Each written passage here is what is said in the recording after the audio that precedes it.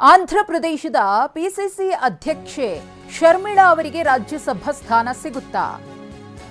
ಕರ್ನಾಟಕದಿಂದ ರಾಜ್ಯಸಭೆಗೆ ಆಯ್ಕೆಯನ್ನ ಮಾಡೋದಕ್ಕೆ ಚಿಂತನೆಯಾಗಿದೆ ಅನ್ನೋ ಮಾಹಿತಿ ಸಿಗ್ತಾ ಇದೆ.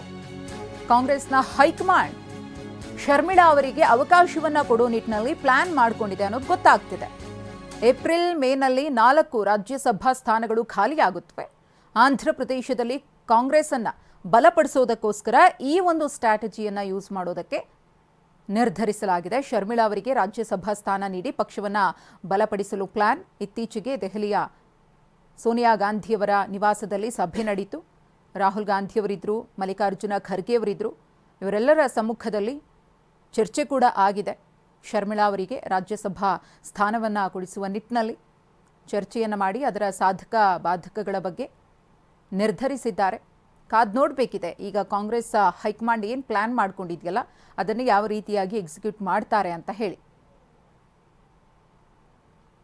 ಆಂಧ್ರ ಪ್ರದೇಶದಲ್ಲಿ ಕಾಂಗ್ರೆಸ್ ಪಕ್ಷವನ್ನು ಬಲಪಡಿಸೋ ನಿಟ್ಟಿನಲ್ಲಿ ಈ ರೀತಿಯ ಒಂದು ನಿರ್ಧಾರವನ್ನು ತೆಗೆದುಕೊಳ್ಳಲಾಗಿದೆ. ಶರ್ಮಿಳಾ ಅವರಿಗೆ ಮಣೆ ಹಾಕೋದಕ್ಕೆ ನಿರ್ಧರಿಸಲಾಗಿದೆ ಅನ್ನೋದು ಗೊತ್ತಾಗ್ತಿದೆ.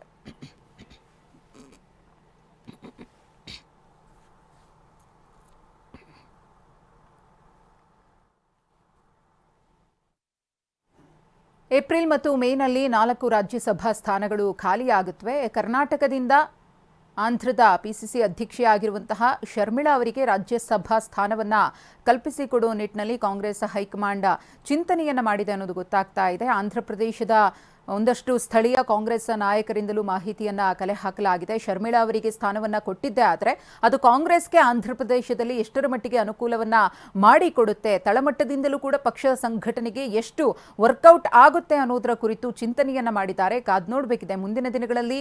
ಈಗ ಏನು ಸಭೆಯಲ್ಲಿ ಚರ್ಚೆಯನ್ನು ಮಾಡಿ ನಿರ್ಧರಿಸಿದ್ದಾರೋ ಅದೇ ನಿರ್ಧಾರವನ್ನು ಮುಂದುವರಿಸ್ತಾರಾ ಅಥವಾ ಬದಲಾವಣೆಗಳು ಆಗುತ್ತಾ ಅಂತ.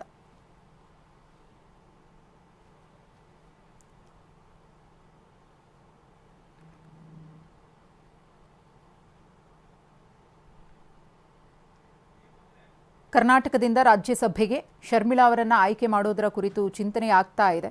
ಇದರ ಬಗ್ಗೆ ಲೋಕಸಭೆ ವಿಪಕ್ಷ ನಾಯಕರಾಗಿರುವಂತಹ ರಾಹುಲ್ ಗಾಂಧಿಯವರು, ಕಾಂಗ್ರೆಸ್ನ ಅಧಿನಾಯಕಿ ಸೋನಿಯಾ ಗಾಂಧಿಯವರು, ಎಐಸಿಸಿ ಅಧ್ಯಕ್ಷರಾಗಿರುವಂತಹ ಮಲ್ಲಿಕಾರ್ಜುನ ಖರ್ಗೆ ಅವರು ಕೂಡ ಚರ್ಚೆಯನ್ನು ನಡೆಸಿದ್ದಾರೆ ಅನ್ನೋದು ಗೊತ್ತಾಗ್ತಿದೆ.